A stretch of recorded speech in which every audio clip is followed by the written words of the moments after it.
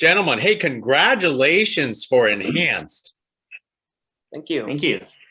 Yeah, one of the things that I actually recalled was I interviewed Chris a couple years ago for a movie for Kill Order. So that was over the phone. So I want to get this straight.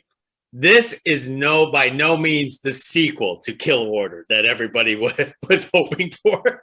No. It's in the same realm, but it's not the sequel.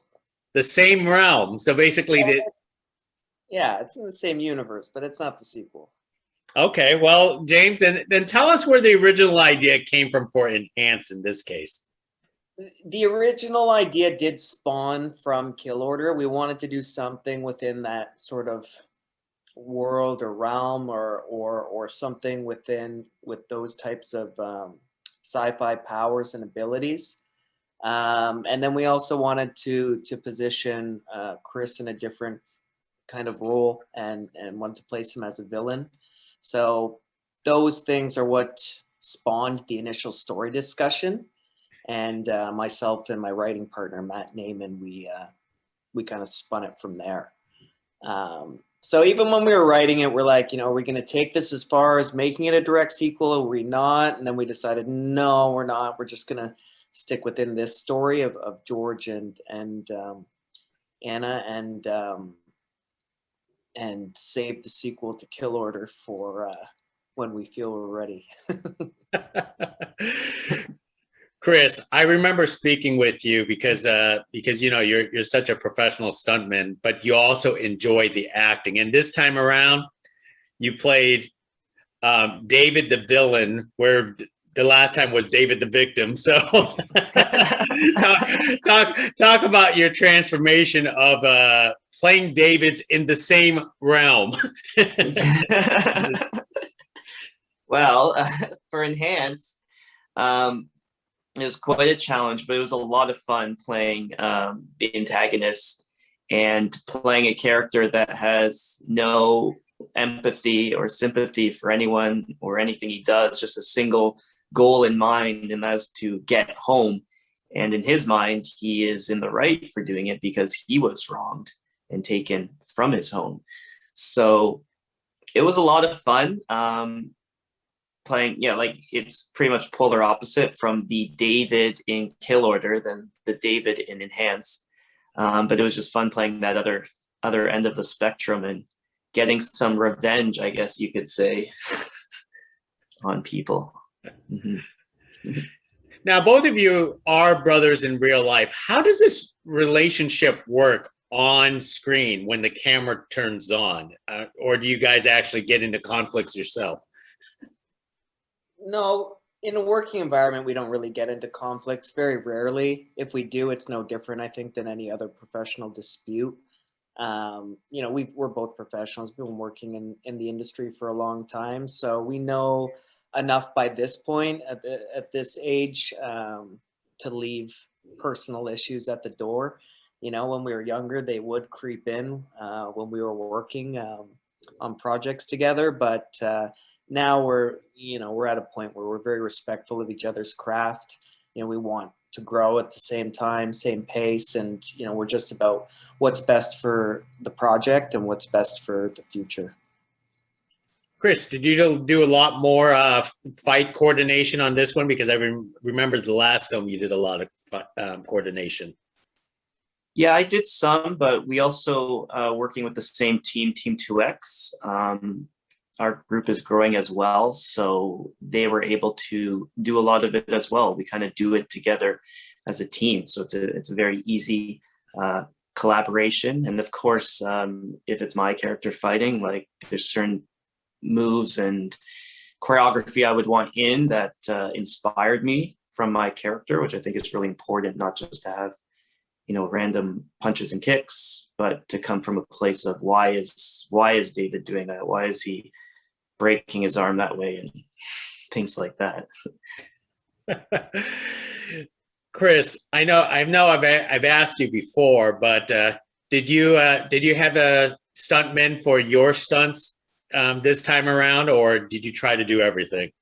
I tried to do mostly everything, but there was one stunt that I had a stunt double for, and that's when he got pushed out of a moving car.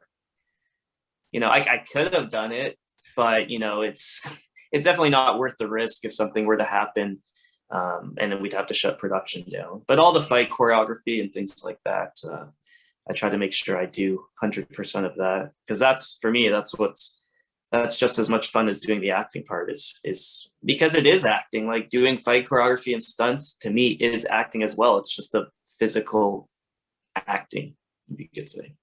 Didn't get hurt this time, right? No, that was good. Hey, James, I'm going to go ahead and assume that being another go around in a sci-fi action film like this, is it getting easier for you to work in this universe, this type of realm? Yeah, it's definitely getting easier. I'm trying to focus on the narrative a lot more and working with actors, whereas with Kill Order, our primary focus was the action and that alone. And I didn't really give any real thought to anything outside of that. So I think this is definitely a step up.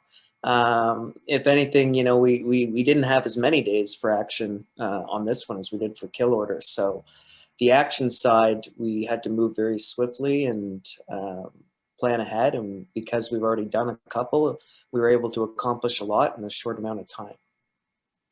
So I guess it begs the question, because people wanted a Kill Order 2, and you kind of left a cliffhanger for possibly more enhanced. So are we getting any of this down the road? I have plans for Kill Order 2. I'm just waiting for the okay and the right budget. And Chris, I know George has a stunt background, but Alana does not. How is it working with an actor who doesn't have, like an action background, or did you have to teach her quite a bit? Yeah, I mean, usually it's either a lot of fun or a bit of a headache. But with Alana, it was a lot of fun because she's also a theater trained actor, so she naturally has movement skills.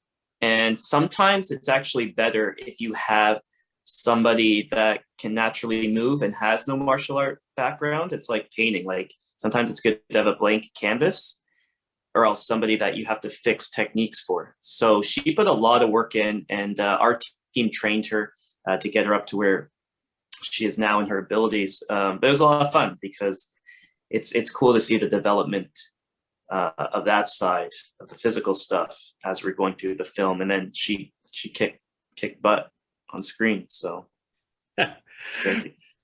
That most excellent. And James, I'm going to give you the last question, because I asked George, because you're going to work with George again in another film called Control, but he told me it's quite a different film from previously. So Yeah. Could you talk more about that? Yeah, we're filming it right now. It's a psychological thriller. It's not an action film by any means, even though there are action elements in it. But the entire film primarily takes place in one space, which has been challenging, and I've actually really enjoyed kind of that challenge in keeping it interesting throughout the film and working with two actors in one kind of confined room. So yeah, I won't say too much about it now, but George is planning that again. We're really excited with what we have so far, and there's plans for some other films this year. And yeah, can't wait to share it with you. Excellent. And Chris, real fast, when are you going to be the head director in the director's chair? I enjoy the most performing and being in front of the camera. But I'm sure there might be a time down the road where I might want to dip my toe into that stuff as well. So we'll see. Excellent. Well, gentlemen, hey, congratulations for Enhanced, and thank you for speaking with us. It's a great time. Thank you. Thank you.